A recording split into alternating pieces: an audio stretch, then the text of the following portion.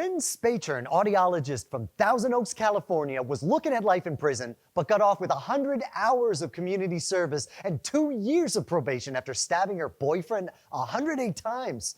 She claimed marijuana psychosis made her do it.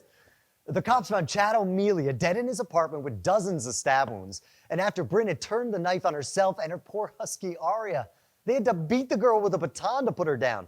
Apparently this all happened after Bryn comes over to Chad's place, he sparks a bong, and she actually asks him for it. Then she says she doesn't feel anything, and she hits it again. And all of a sudden she gets the spin, she starts seeing and hearing things that aren't there, and she thinks she's dead and has to stab Chad to come back. And then she blacks out. And the psychologist said, yep, that sounds like psychosis to me.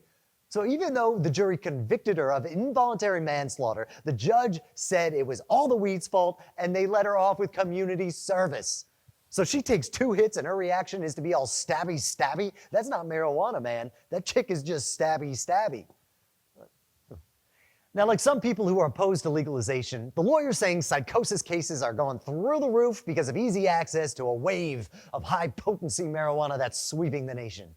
And yeah, the weed is strong for sure, but in most of these cases, the people who are admitted for marijuana psychosis are predisposed to it, or pre-existing psychiatric disorders and are more likely to abuse substances in general. Or, they're kids with developing brains and bombard themselves with massive amounts of THC.